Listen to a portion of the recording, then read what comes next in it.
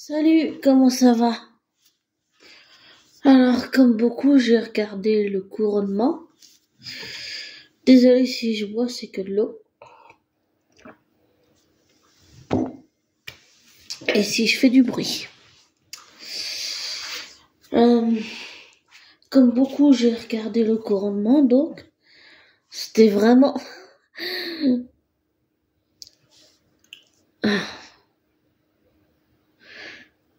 Ça fait bizarre de se dire que c'est Charles maintenant.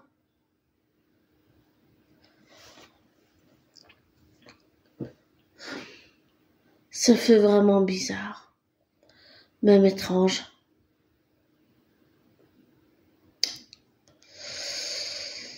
J'ai vu encore plus en voyant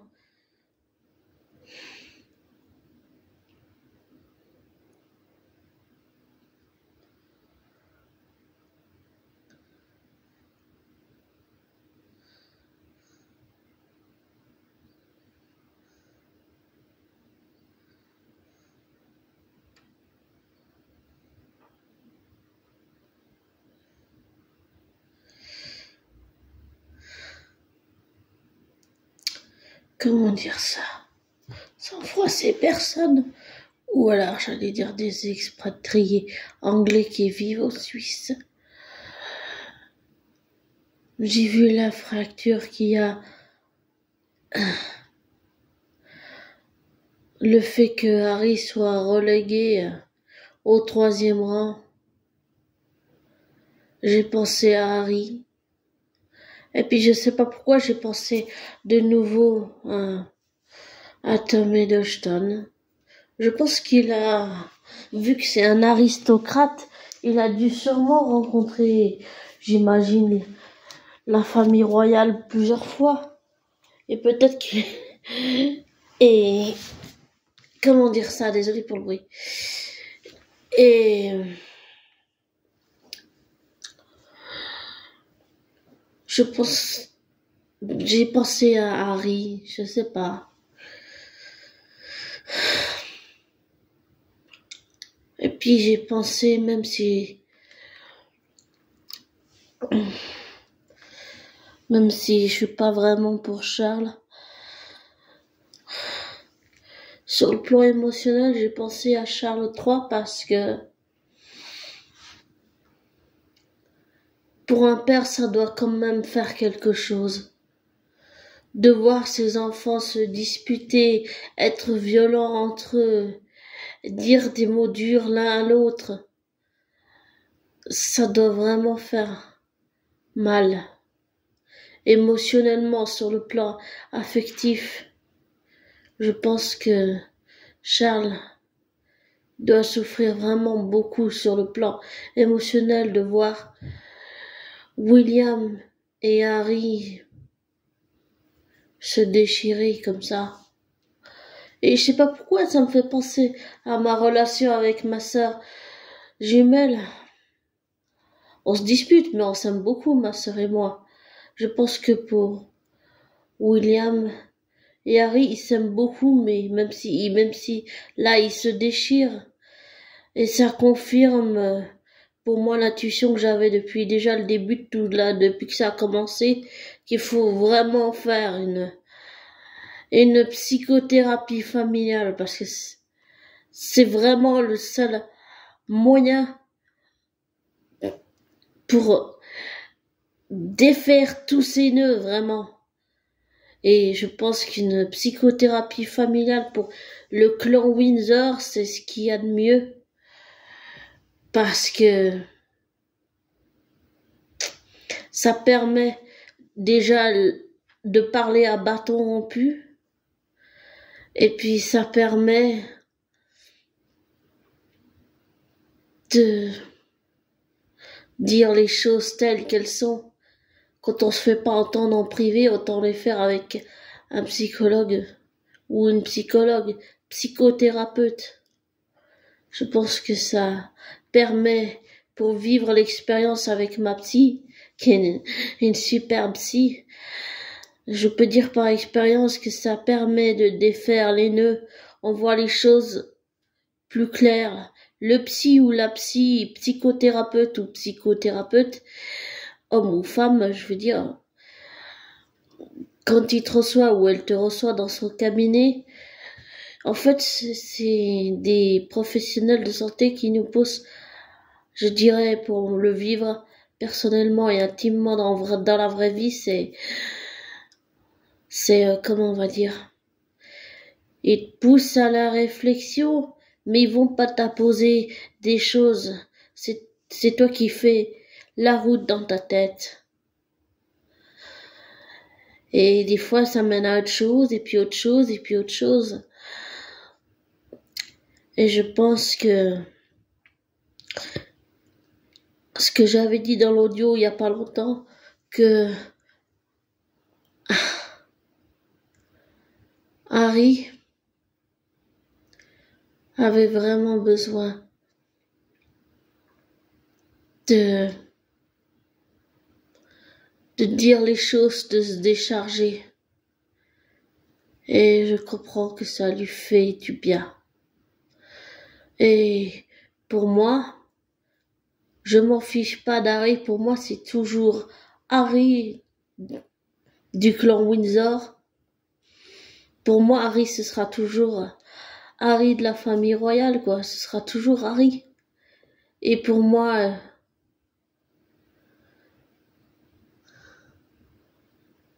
il reste toujours Harry. Ouais, je sais pas quoi dire.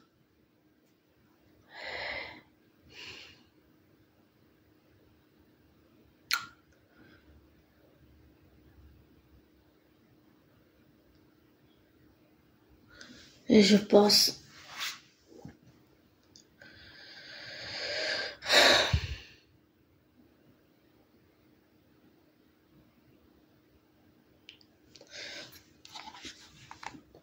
pardon. Je pense toujours que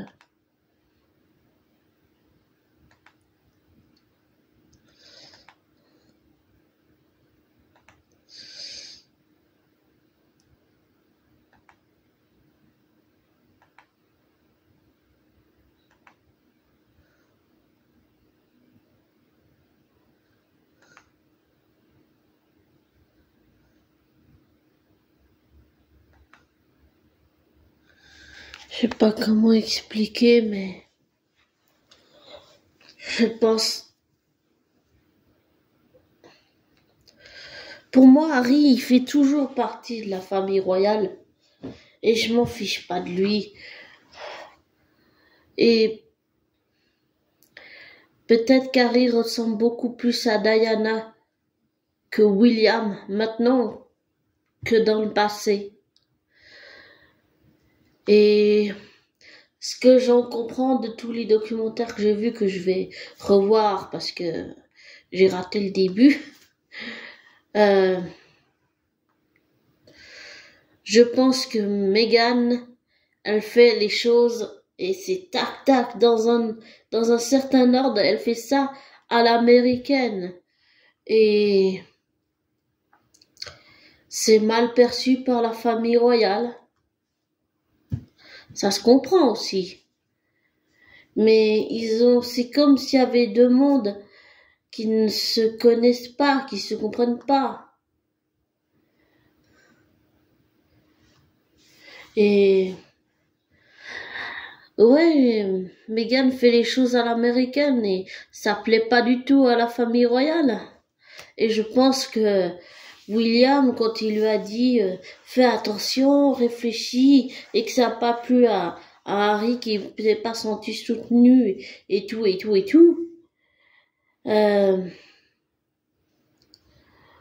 je pense que William voulait juste protéger Harry, c'était maladroit, mais c'était ce qu'il voulait faire. Et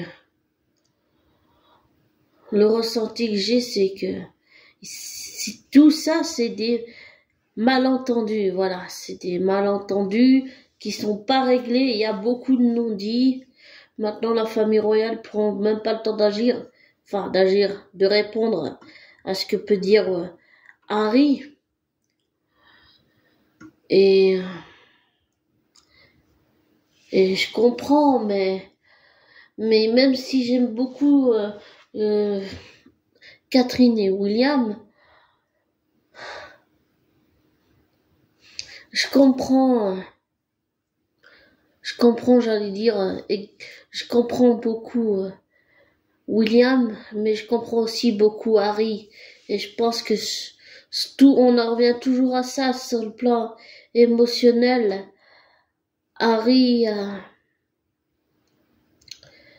pas eu l'affection émotionnelle qu'il aurait voulu avoir de son père ou de son frère et il s'est jamais remis de la mort de sa mère. Et pour vivre, j'ai aussi perdu en 2021 Elisabeth, quand Philippe, leur grand-père est décédé, j'ai un oncle qui est décédé. Et en 2022, quand Elisabeth II est morte, j'ai un autre oncle qui est mort. Donc il me reste, mes 3 oncles sont morts. Il y en a un qui est décédé en 2014, donc bien avant tout ce qui est arrivé. Et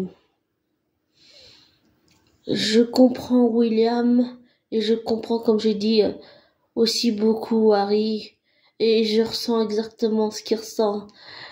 Et je suis contente que, même si je vais me faire des ennemis, et des remontrances, et je sais pas quoi d'autre, je suis contente que Harry soit parti. Je pense qu'il en avait besoin. En tout cas, il me fait beaucoup penser à Diana. Il lui ressemble dans son caractère, sa façon d'être, sa manière d'être. Il lui ressemble. Et je pense que même si je vais avoir des gens qui vont pas être contents que je dise ça, je pense que je continue à soutenir autant Catherine et William, mais je continuerai aussi autant à soutenir Meghan et Harry. Je trouve que c'est très courageux ce qu'ils font. Et c'est très dur aussi. C'est très dur. Et je pense qu'être suppléant, et pour l'avoir vécu aussi avec ma sœur jumelle, on a les mêmes parents adoptifs, mais on n'a pas la même éducation. Et Harry, il a pas eu la même éducation que William. Et sentir le suppléant, c'est jamais agréable, et j'aimerais pas être dans la position de Charles en tant que père, parce que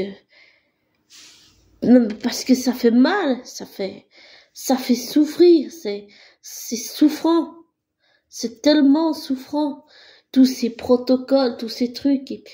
Et puis dans le livre, Harry a dit qu'il y a une scène où William le secoue en lui disant vas-y, ressaisis-toi, et Charles il intervient en leur disant d'arrêter leur gaminerie, de pas se disputer devant lui, que il veut pas commencer son règne avec des disputes. Et dans ça, intuitivement, ce que je perçois, c'est que William, il est très colérique, c'est que William, dans toutes ses colères, il y a de la tristesse, et il y a beaucoup de souffrance aussi. Je pense que William souffre à un point qu'on n'imagine même pas, et Carrie souffre à un point qu'on n'imagine même pas. Je parle du lien de frères là, voilà, dans ce sens-là. Et que Charles, en tant que père, il souffre aussi pas seulement en tant que roi, mais je dirais surtout en tant que père. Et j'allais dire, mon père adoptif, comme tous les pères du monde, et j'allais dire comme Charles, il sait exactement ce que c'est. Il a vécu ça, je sais pas combien de fois avec ma sœur et moi, le fait qu'on se dispute, mais ça peut être violent, mais ça me fait réaliser, la souffrance de Charles me fait réaliser que mon père adoptif, quand ma sœur et moi on se dispute, il souffre autant que Charles, et il souffre comme tout père qui souffre de voir ses enfants se disputer entre eux. Et ça fait tellement mal. Pardon.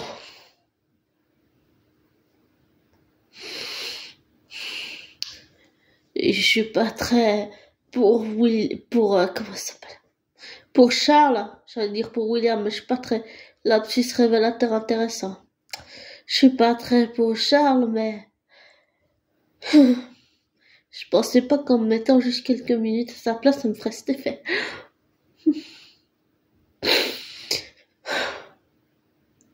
J'imagine à quel point ça fait mal. Même si Charles ne dit rien. Tout ce que je ressens, c'est intuitivement ce que je ressens, c'est sa souffrance. En tant que père, ça fait super. Ça fait très mal.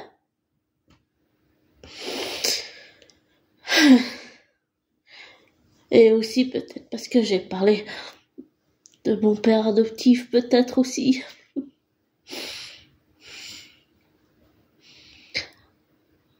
Comme j'ai dit avant, ça me fait réaliser que mon père adoptif, il souffre autant que Charles de voir ses deux fils se disputer, autant que Charles souffre de voir ses deux fils se disputer comme ça, et qu'il essaye de maintenir tout ça, mais que c'est difficile, très difficile.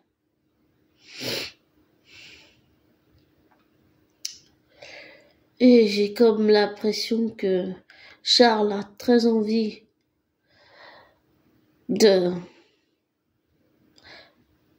réunir ses fils, mais ça va être un travail difficile, pas seulement en tant que roi, mais en tant que père, ça va être un travail difficile. Il a du courage, il a du cran.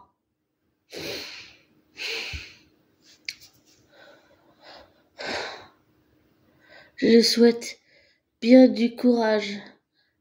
God save a queen, God save a king.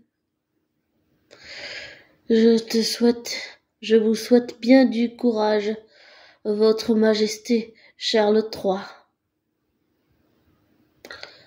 Vous allez en avoir besoin. Et je suis sûre que vous trouverez la force de faire ce qu'il faut.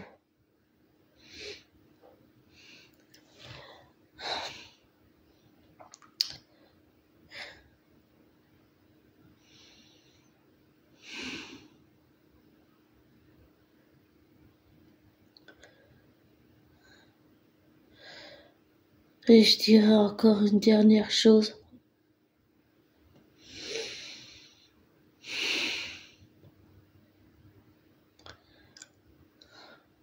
De pas prendre pour argent comptant ce que je te dis. Et de pas te laisser influencer par moi. Et de faire tes recherches, tes vérifications abonnées. Et prends soin de toi.